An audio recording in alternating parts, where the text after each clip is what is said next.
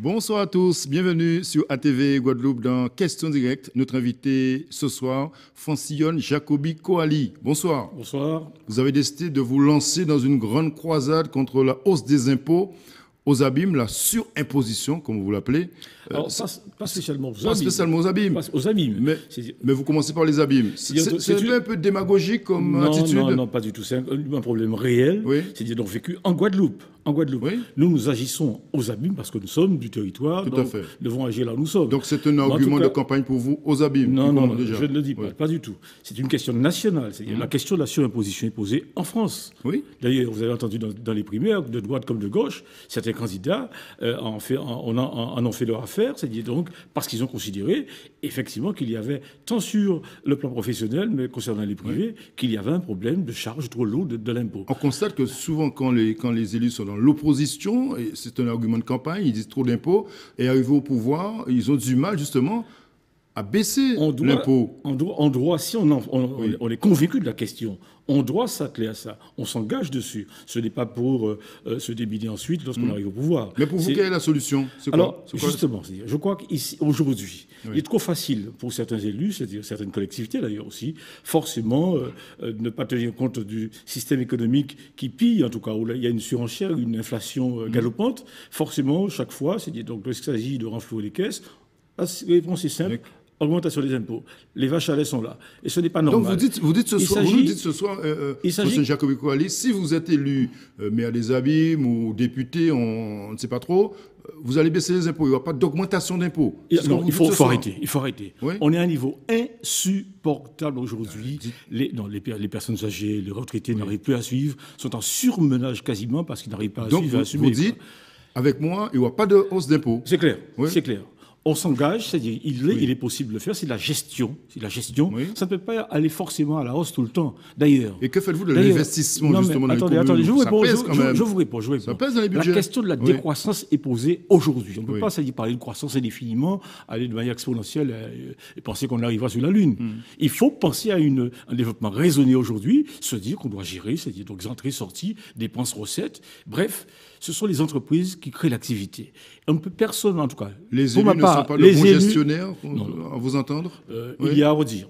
Je ne vais pas citer les collectivités, mais on connaît l'actualité aujourd'hui en Guadeloupe, ailleurs, en Guadeloupe et ailleurs, parlons de faits précis. Mais pourtant, ils sont entourés de techniciens, de cadres compétents.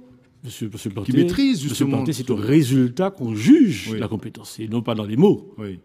Donc, la une de l'actualité aujourd'hui de partir de Guadeloupe, je ne vais pas citer les communes. On sait que la Chambre régionale des comptes est obligée de sévir, d'intervenir.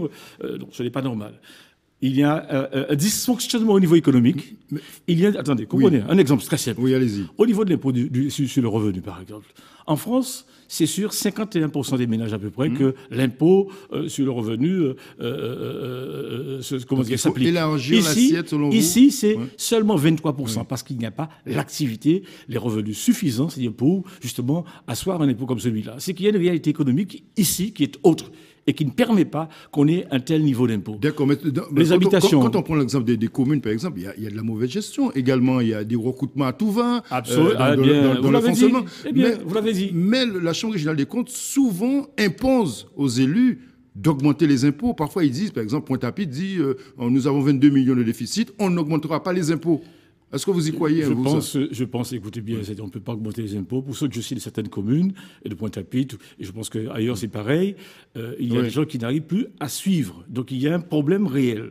Et je ne sais pas où ça va mener, mais en tout cas, ça va exploser à certains moments. Et vous, par tant croisade... il faut... Alors nous disons, pour nous faire entendre, pour que les contribuables se fassent entendre, parce que tout le monde crise, tout le monde est en problème, les comptes sont bloqués, et j'en passe. Les gens s'énervent devant les agents des contributions, mais ils ne sont pas responsables. Concrètement, cette croisade... On a une pétition en cours. Donc vous faites une pétition. Une pétition. Vous faites des réunions dans les quartiers, dans les communes pour sensibiliser les gens, surtout pour leur faire comprendre qu'il est possible, en tout cas, de créer conditions pour se faire entendre des décideurs. Et votre prochaine réunion, c'est quand?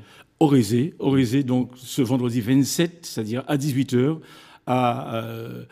Face au collège, au snack Casse-Croûte Créole, c'est-à-dire Angle Rouge, le Rézé qui se modernise, qui a changé de visage. Dans le cas de la rue. Oui, dans le cas de la rue. Mais bon, peut augmenter les impôts après aussi, c'est un tel investissement. Dans le cadre de l'ANRU, c'est-à-dire pour l'essentiel, ça a été financé à 90% par l'État, par le Conseil régional, le Conseil général, et donc l'ANRU en particulier. Francien Jacobi Kouali, vous êtes en campagne, je dirais, pour les législatives, pour les prochaines municipales.